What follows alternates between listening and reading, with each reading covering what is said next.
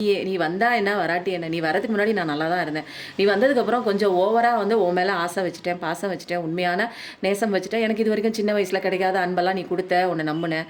இப்போ வந்து நீ விட்டுட்டு போனதுக்கப்புறம் வந்து என் வாழ்க்கையே போயிடுச்சா, நீ வரதுக்கு முன்னாடி நான் என்ன வாழலையா அப்படிங்கிற ஒரு தெளிவு எல்லாமே வந்து உங்களுக்குள்ளே வந்து மறைமுகமாக இருந்த விஷயம்லாம் அப்படியே அந்த பனி மாதிரி அப்படியே விலக ஆரம்பிச்சோன்னே உங்களோட இன்னரில் நீங்கள் எப்படி இருந்தீங்க, நீங்கள் பாஸ்டில் எப்படி இருந்தீங்க, எல்லா விஷயம் தைரியமாக இருந்தேன்.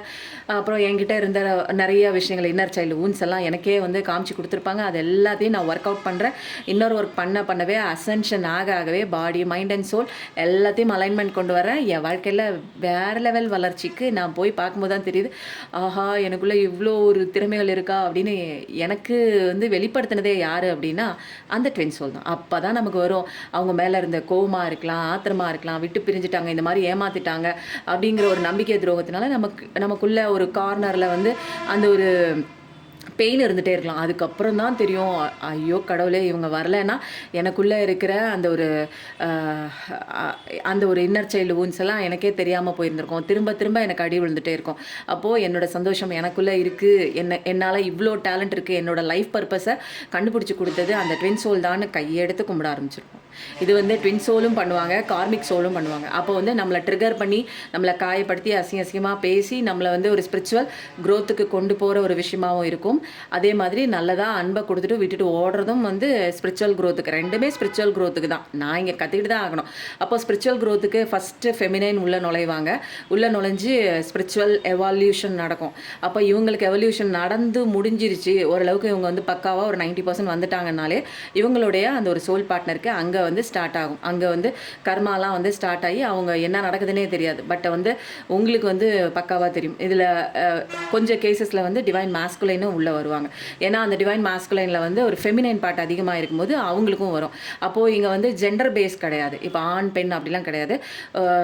நம்மளுடைய இந்த மாதிரி ஒரு சுச்சுவேஷன் எதுக்கு வருது அப்படின்னா ஒவ்வொருத்தருக்குள்ளேயும் வந்து ஃபெமினைனு மாஸ்குலைன் ரெண்டுமே இருக்குது. நம்ம வந்து என்ன பண்ணுவோம், ஃபெமினைன் பார்ட்டை அதிகமாக வச்சுக்கிட்டு மாஸ்குலைன் வந்து கம்மியாக இருக்கும்போது நம்ம ஒரு உறவை தேடுறோம். அந்த ஒரு பார்ட் இருந்தால் தான் எனக்கு இல்லை, எனக்கு வந்து அவங்க இருந்தாலும் இல்லைனாலும் எனக்குள்ளே ஒரு மாஸ்குலைன் பார்ட் இருக்குது. அப்போது அந்த மாஸ்குலைன் பார்ட் என்னன்னு நான் தெரிஞ்சுக்க வேண்டிய சுச்சுவேஷன் வரும்போது, இந்த மாதிரி கஷ்டத்தில் வரும்போது தான் எனக்குள்ளே என்ன நானே பார்த்துக்கக்கூடிய ஒரு ஸ்ட்ரென்த்து ஸ்ட்ராங்னஸ், எனக்குள்ளேயே ஒரு மாஸ்குலைன் பார்ட் இருக்குது, நான் இதுக்கு இன்னொரு விஷயத்தை தேடணும்னு ஒரு ஃபெமினைன் யோசிப்பாங்க. அப்போது வந்து மாஸ்குலைன் என்ன பண்ணுவாங்க அப்படிங்கும்போது அவங்களுக்குள்ளே இருக்கிற ஃபெமினைன் பார்ட் அதிகமாக இருக்கும்போது ரொம்ப கவலைப்பட்டுட்டே இருப்பாங்க. அதுக்கப்புறம் வந்து என்ன பண்ணுவாங்க, எனக்குள்ளே வந்து அவங்க மேலாக இருந்தாலுமே அவங்களுக்குள்ள ஃபெமினைன் பார்ட் அதிகமாக இருந்ததுன்னா அவங்க வந்து பிரிஞ்சு போயிட்டாங்க, தன்னோட ஒய்ஃபாக இருக்கலாம், முக்கியமானவங்க பிரிஞ்சு போயிட்டாங்க அப்படிங்கும்போது அவங்க ரொம்ப கவலைப்பட்டுட்டே இருப்பாங்க. அப்போ வந்து அவங்களுக்குள்ளே இருக்கிற மாஸ்குலைன் பார்ட்டு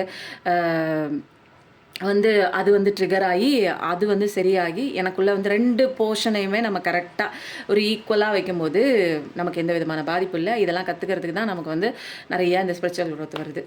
ஓகேவா, இந்த கதையே வந்து பல கதை சொல்லிடுச்சு. இதுக்கு மேலே வந்து டைம் ஆயிடுச்சு.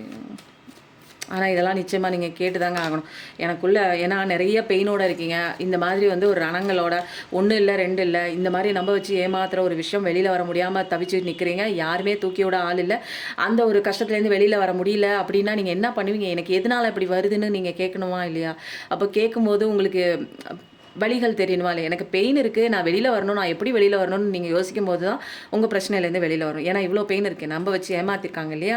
அப்போ உங்கள் வாழ்க்கையை வந்து ஒரு நல்லா ஆரம்பிக்கும், ஒரு ஹாப்பியாக வந்து ஒரு என்ட்ரி பண்ணுவோம் நான் லைஃபுக்குள்ளே அப்படின்னு நினைக்கும் போது ஒரு பெயின்ஃபுல்லான எண்டிங் கொடுத்து படுக்க வச்சுட்டாங்க. அப்போ அந்தளவுக்கு ஒரு பிட்ரேயல் இருக்கலாம், பிஸ்னஸில் லாஸாக இருக்கலாம், அந்த மாதிரி ஒரு கதற மாதிரி ஒரு விஷயம் உங்கள் வாழ்க்கையில் நடந்திருக்கலாம், ஒரு ஏமாற்றம், ஒரு ஃபெயிலியர், ஒரு வாழ்க்கையே கொலாப்ஸ் ஆன மாதிரி. அப்போது 10-10 பார்க்குற பர்சனாக இருப்பீங்க. 3rd டேக்கான் ஜெமினி எனர்ஜி, ஒரு வாழ்க்கையே முடிஞ்சு போச்சு, இனிமேல் யாருமே தூக்கிறதுக்கு ஆள் இல்லை. ஏன்னா அவ்வளோ கொலாப்ஸ் ஆகி நிற்குது. அந்த மாதிரி சுச்சுவேஷனில் ஏன் நடக்குது, எப்படி வெளியில் வருது, யார் சொல்லிக் கொடுப்பா அவங்களுக்கு வெளியில் வரதுக்கு உண்டான பாதையெல்லாம்? எனக்கு சிவன் தான் சொல்லிக் கொடுத்தாரு. உங்களுக்கு அழகான வாழ்க்கை இருக்குது, எப்படி இருக்கீங்க பாருங்கள். இந்த மாதிரி உளுந்து எந்திரிச்சு தூக்க முடியாத சுச்சுவேஷனில் கடவுள் தூக்கி அழகாக உங்களுக்கு ஒரு ஸ்தானத்தில் உட்கார வச்சுருக்காங்க பாருங்கள்.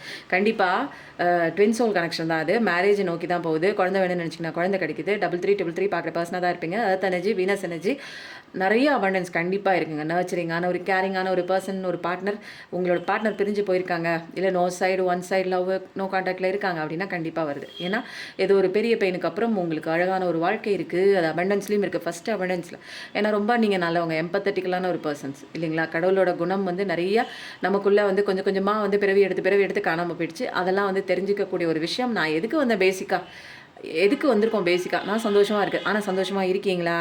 சந்தோஷத்தை வேறு யார் கையிலையோ கொடுத்துட்டு சந்தோஷத்துக்கு பிச்சை கேட்டுட்டு நிற்கிறோம். எல்லாமே எனக்குள்ளே இருக்குது. நானே ஒரு கோடீஸ்வரி. சந்தோஷத்துக்கு கோடீஸ்வரி நான் தான், அடுத்த பேரே நான் தான்.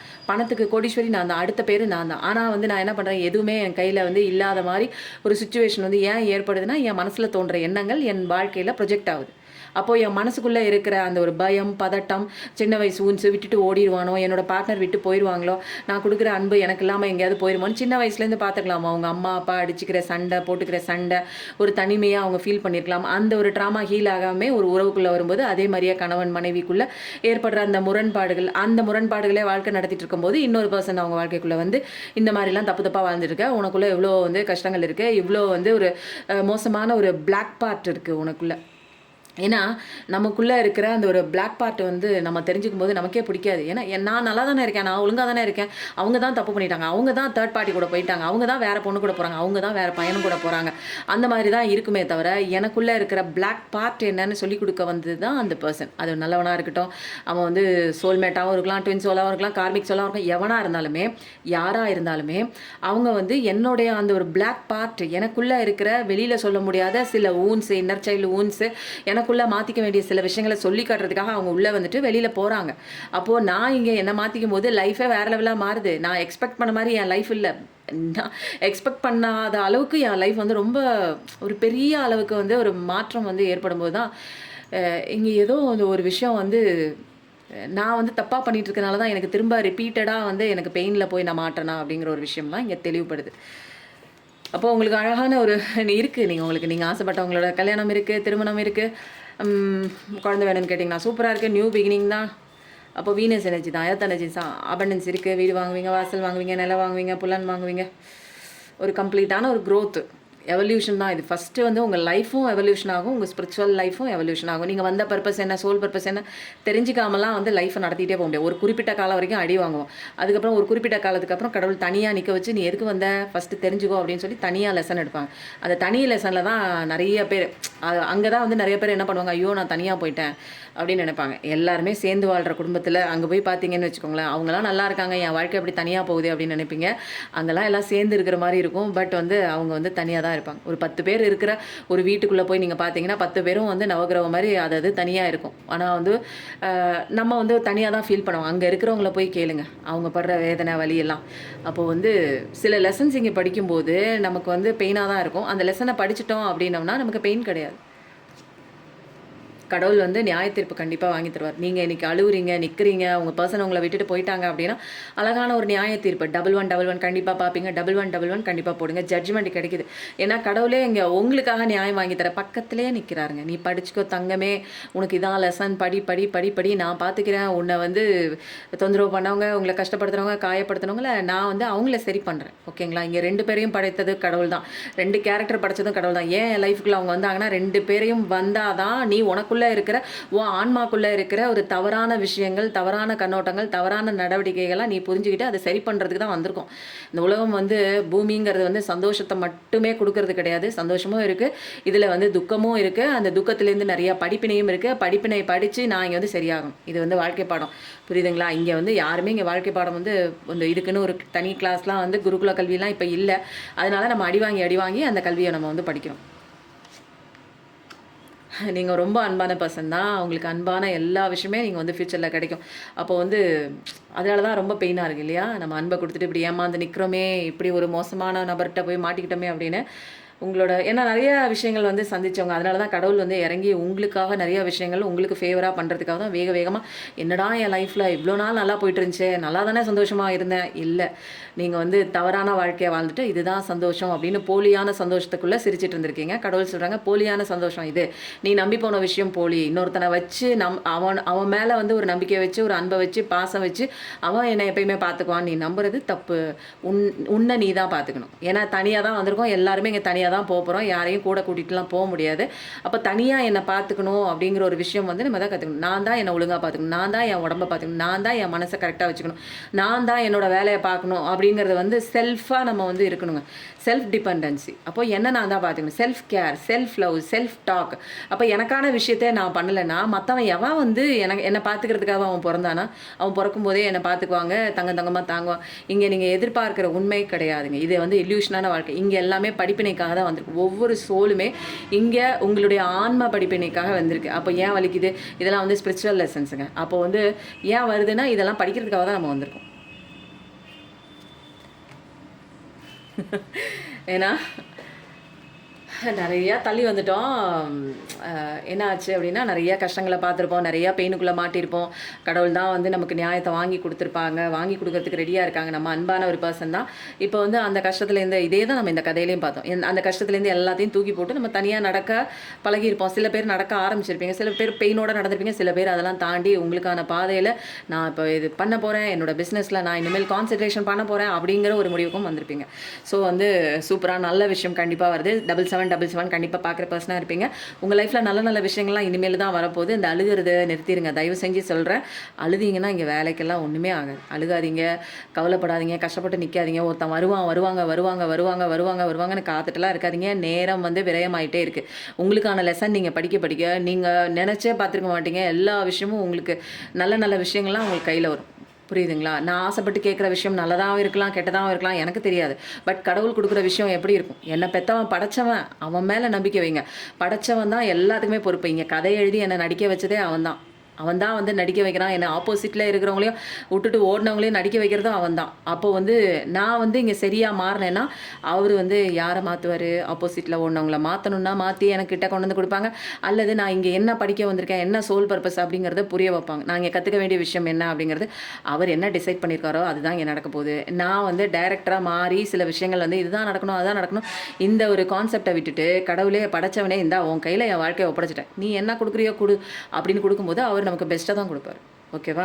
அப்போ நல்ல விஷயம் கண்டிப்பாக வருது. இனிமேல் வந்து காட்சி எடுக்க தேவையில்லை. சூப்பராக இருக்குது. குட் டைம் கம்மிங்னு போடுங்க. உங்கள் பார்ட்னர் கண்டிப்பாக வராங்க. சில விஷயம் நீங்கள் ஸ்பிரிச்சுவல் லெசன் படிக்கணும். இப்போ வந்து ஆஞ்சநேயரோட டிவோஷன் இஸ் ப்ரொடெக்ஷன். நான் உங்களை ப்ரொடெக்ஷனாக பாதுகாக்கிற விஷயம் என்ன அப்படின்னா பக்தி வைங்க, கடவுள் மேலே நம்பிக்கை வைங்க. இதுதான் வந்து உங்களுக்கான ஒரு ப்ரொடெக்ஷன் கொடுக்கும். அதனால் கடவுள் பேரை அடிக்கடி சொல்லிட்டே வாங்க. இதுதான் நமக்கு வந்து எப்பயுமே எந்த விஷயம் வந்தாலும், உங்களை அலக்கடிக்கிற மாதிரி எந்த ஒரு சுச்சுவேஷன் வந்தாலுமே ஒரு அன்வேவரிங் ஃபெய்த் அப்படின்னா அசைக்க முடியாத ஒரு நம்பிக்கை கடவுள் மேலே வைங்க. அதுதான் வந்து இந்த நெகட்டிவிட்டி, இந்த தேவையில்லாத அந்த எதிர்மறை சிந்தனைகள்லாம் வந்து உங்ககிட்ட வராமல் பாதுகாக்கிற ஒரு விஷயங்க. அதனால் ஹனுமானோட லாக்கெட்டு இதெல்லாம் இருந்ததுன்னா தேவைப்படுதுன்னா போட்டுக்கோங்க. டிவைன் கைடன்ஸ் வந்து உங்களுக்கு கொடுத்துட்டே இருக்காங்க. கடவுள் வந்து ஏஞ்சல்ஸ் மூலமாக உங்களுக்குள்ளே நிறைய இன்னர் இன்ட்யூஷன் பவர் இதன் மூலமாக வந்து நிறையா கொடுத்துட்டே இருக்காங்க. அதனால் நீங்கள் இதெல்லாம் வந்து ஓப்பனாக இருந்து மெசேஜ் வந்து ரிசீவ் பண்ணிக்கோங்க. அழுதுகிட்டே இருந்தீங்கன்னா மெசேஜெலாம் உங்களுக்குள்ளே வராது. ஓப்பனாக எது வந்தாலும் ஓகே கடவுளே நீ என்ன சொல்கிறியோ சொல்லு, இது நடந்துச்சா இன்றைக்கி, ஓகே ஐ அக்செப்ட், நாளைக்கு அது நடக்குதா, ஓகே ஐ அக்செப்ட். ஏன்னா இங்கே கதை எழுதுறது அவர் தான். நான் என்னோட கேரக்டருக்கு பக்காவாக ஜஸ்டிஸாக நான் வந்து என்னை அழகாக படைச்சிருக்காரு, என்னை ஆரோக்கியமாக படைச்சிருக்காரு, நான் தனியாக படைச்சிருக்காரு. நான் பிறக்கும் போதே சந்தோஷமாக தான் இருந்தேன், எந்த விதமான கவலை இல்லை. இப்போ வந்து ஏன் இந்த கவலை தொத்திக்குது? நான் இன்னொருத்தவங்களை டிபெண்ட் பண்ணி போகிறேன். இன்னும் ஏதோ ஒன்று தப்பாக நான் வந்து பிடிச்சிட்டு போகும்போது அப்போது கடவுள் படைச்ச அந்த இயல்புத்தன்மையிலேருந்து நான் மாறும்போது தான் எனக்கு இங்கே பெயின் வருது. சில விஷயம் நான் என்னை மாற்றிக்கும் போது என் லைஃப்பில் திரும்ப சந்தோஷம் வந்து கிடைக்குது. அப்போது டிவைன் கைடன்ஸ் வந்து நீங்கள் வாங்கிக்கோங்க. புரியுதுங்களா? அது ஹையர் பவர் கிட்டேருந்து நிறையா வருது. எல்லாமே டிவைன் பிளான் தான். வாவ், சூப்பராக இருக்குங்க இன்றைக்கி மெசேஜ் எல்லாம். அப்போது டிவைன் டைம் வந்துருச்சு உங்களுக்கு. டிவைன் பிளான்னால தான் இவ்வளோ கஷ்டப்படுறீங்க. டிவைன் கைடன்ஸ் இருக்குது. டிவோஷன் தான் ப்ரொடெக்ஷன். கடவுளை நம்புறது தான் உங்களுக்கு வேறு ஆப்ஷனே இல்லை. கடவுள் துணையை பிடிச்சிக்கோங்க. ஜெய் ஆஞ்சநேயா போடுங்க. டிவைனோட பிளான் தான் இது எல்லாமே. ட்ரஸ்ட் பண்ணுங்கள். நிறையா விஷயங்கள் உங்களுக்கு அன்ஃபோல்ட் ஆகும். செவ்வாய்க்கிழமை அன்னைக்கு ஏதாவது ஒரு ஸ்வீட்டு ஆஞ்சநேயர் கோயிலில் போய் வச்சு படைச்சிட்டு நீங்கள் எல்லாருக்கும் கொடுங்க. எப்பயும் நல்லதே நினைங்க. கண்டிப்பாக உங்கள் வாழ்க்கையில் நல்லது மட்டும்தாங்க நடக்கும். நம்மளும் வாழுவோம், மற்றவங்களையும் வாழ வைப்போம். Thank you so much. நன்றி, வணக்கம்.